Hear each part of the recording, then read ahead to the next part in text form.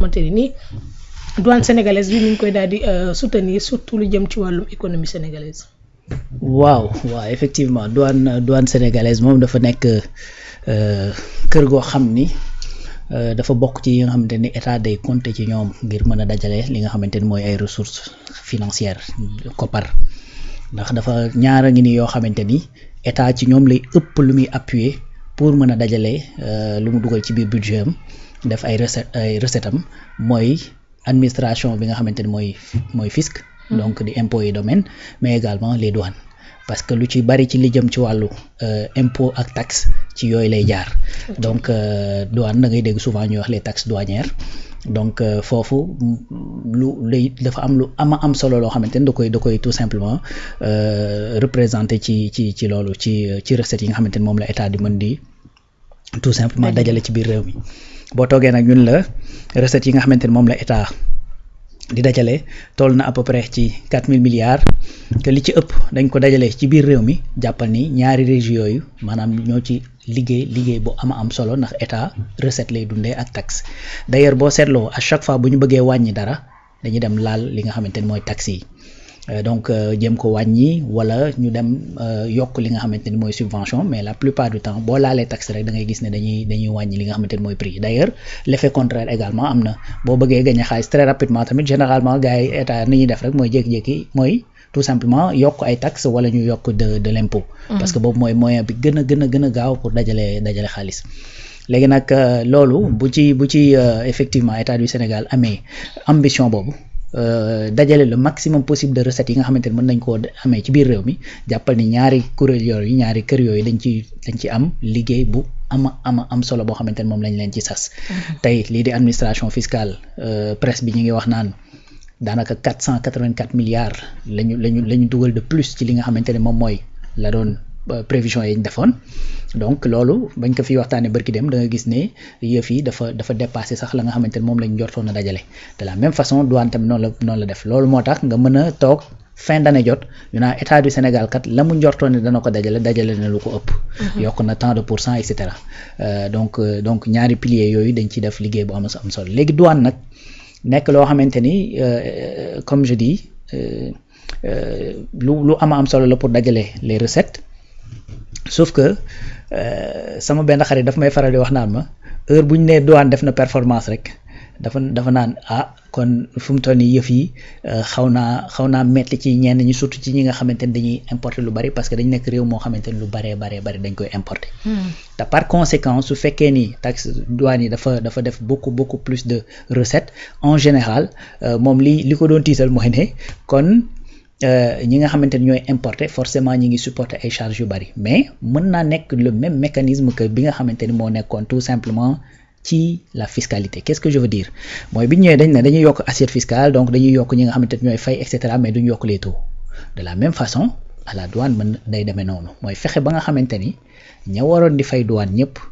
di ko fay comme il se doit seulement uniquement ñi nga xamante ne dañoo nekk dans les dispositions pour am exonération te mu leer ñi dañ ko war a am exonération douanière parce que parfois y a des secteurs yoo nga xamante ne boo fa nekkee surtout lu jëm parfois ci wàllu wér-gu-yaram ak yu ni mel lu jëm ci wàllu njàng loo xamante ni ay dons la et cetera loolu dañ lay teggil parce que jubluwaay bee tax dafay dem ci li jëm ci wàllu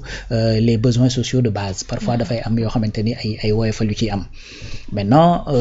am na tamit ay facilités yu ñuy def pour des investisseurs et cetera mais boo veiller à ce que réellement ñi war a bénéficier wu ci ñooñu kese bénéficier wu ci su boobaa effectivement da lay mën a permettre la nga war a dajale ci boppam mu daal di yokk kon dans ce cas mën ngaa yokk li nga xamante ne moom ngay dajale ci recette douanière te doo yokk charge bi ci ñi nga xamante ne ñoom ñoo ko war a joxe muy benn deuxième chose mooy dafa boo xoolee tey lu mel ni ci portable yi ak ñoom seen souvent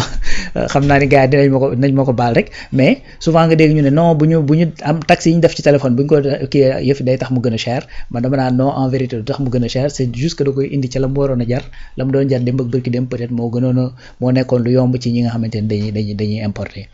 maintenant loolu également dafa nekk beneen kii te pàcc boobu dafa nekk effectivement benn pàcc ci li nga xamante ne mooy presse moo tax boo xoolee muy ci douane bi muy ci li nga xamante ni mooy la fiscalité et tout ça donc presse bi dafa ñëw def ci impact parce que douane en plus de li nga xamante ni moom lay jël comme ay recettes douanières des fois aussi également dafay collecter yenn taxes yi wala yenn nu ma koy tuddee impôts yi da koy collecter pour tout simplement reverser ko service bi nga xamante ne moom mooy service normal bi ko war a jël muy les impôts.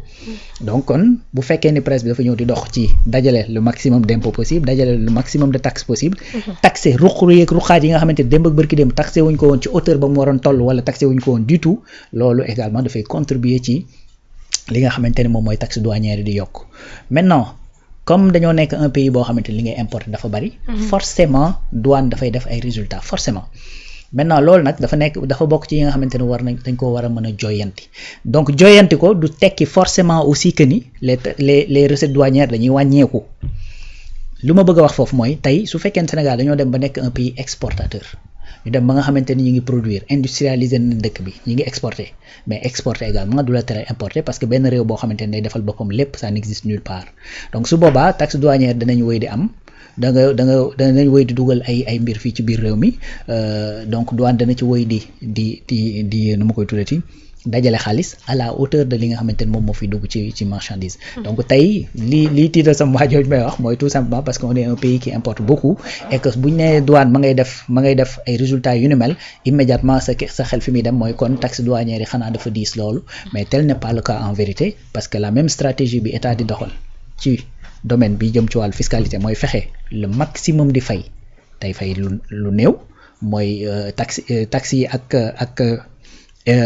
taux yi nekk taux yoo xamante ni yu yem lay doon mais ñu koy fay bari. c'est-à-dire le même mécanisme lañ jël juste transposer ko ci li nga xamante ni moom mooy douane pour que douane mën a def beaucoup plus de performance mën a gën a def liggéeyam et tout ça et là également ñi ngi gën a dox di jëm ci wàllu digitalisation di jëm ci wàllu interopérabilité entre les services et tout ça loolu yëpp dafay gën a yokk ci efficacité douane tey par exemple voilà dafay gën a yokk en tout cas ci li nga xamante ni moom mooy efficacité douane et je pense que loolu moom moo reflété wu ba ñu mën a def 39,9 milliards de plus par rapport ak li nga xamante ni moom la ñu njortoon ne dinañ ko mën a dajale et puis loolu yëpp nañ jàpp ne ñu koy fay certes ay sénégalais lañu ak ay entreprises yoo xamante ne du ñu ay entreprises sénégalaises bien sûr yu nekk ci réew mi installé wu fii di fi liggéey tey indi ay mbir di ko dugal ci biir réew mi mais loolu bu ko état dajalee ba pare fa mu koy jëmalaat mooy tout simplement les besoins sociaux de base yi nga xamante ne moom la nit ñi di soxla muy hôpital bi muy école bi muy dundu gi li nga xamante ne ñu ngi koy jéem a wàññi et tout ça donc sotti ceeg def ci la affaire bi dafay tourner bu ñu la taxé le plus ci yow mi jaay téléphone boo ko fayee itam dafay wëlbatiku demaat tout simplement feeñ ci courant bi ñu wàññi ci ndox mi ci lu ma koy tuddee ceeb bi ñu wàññi ainsi de suite donc loolu mooy un peu l'idée que j'en fais donc douane en tout cas ils font un très bon boulot donc xam naa ne bu ñu gënee yokk l'efficacité à travers la digitalisation résultats yi danañ gën a baax. mu ngi noonu alors conscient ci loolu moo waral état bu Sénégal laaj rawaan daal di gën a bëgg a ñoŋalaat boobee secteur ba mu jar sa mu daal di defaraat beneen code boo xam te ne moom moo jëm ci wàllu code de douane boo xam te ne dina ko gën a yeesal ngir domaine boobu noonu ñu gën ci mën di am li nga xam te ne moom la ñuy xaar. C'est ça donc code yi moom xam nga parce que douane du ñu xëy rek inventer seen ay facturation du ñu xëy rek inventer seen i taxes et cetera c'est-à-dire lépp lu ñu ci war a def dafa am yoon bu ko xamante ne moo koy cadrer parce que état encore souvent ma fàttali que ne état bu ñuy wax état de droit du juste état boo xamante ni justice ma nga nekk di dox c'est-à-dire état la boo xamante ni acte bu muy poser itam da koy adossé à ay règles yoo xamante ni dañoo loolu état mënta jëf nii rek ci teeyaayu bakkanam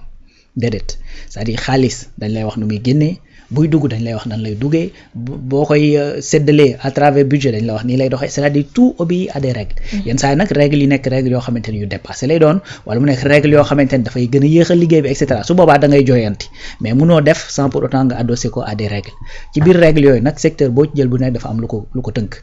boo ñëwee ci mine dañ naan la code minier boo ñëwee ci impôt dañ naan la code des impôts investissement code des investissements boo ñëwee ci voté sax dañ naan la code électoral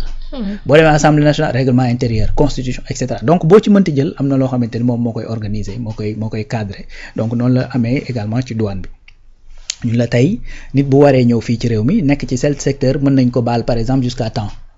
loolu dafa am lu ko encadré n'est-ce pas donc boo nekkee ci tel secteur il faut que mënuñu la baal ci temps il faut que ñu taxé la et cetera donc yooyu yëpp dafa am loo xamante ne moom moo koy cadré et que code boobu c'est-à-dire jubluwaay bi defaraat bi jubluwaay bi mooy tout simplement fluidifier fexe ba nga xamante ne boo ñëwee war a dugal sa benn oto doo ñëw mu nekk ci port bi pendant des mois et des mois nga topp ci di kërti di daw uniquement parce que c'est des procédures ñoo la fay yàggal donc fluidifier ko ba nga xamante ni boo ñëwee vite fait bien fait di nga mën a dem ca fa ngay dem daal di koy loolu tey su fekkee dañ doon wax naan telle affaire pour nga mën ko def il faut que ñu signer tel document wala ñu envoyer la tel document à tel service bu ñu nee loolu dañ koy digitaliser il faut que code bi wax ko parce que code bi mën na bindal lettre bi imprimer ko yóbbu ko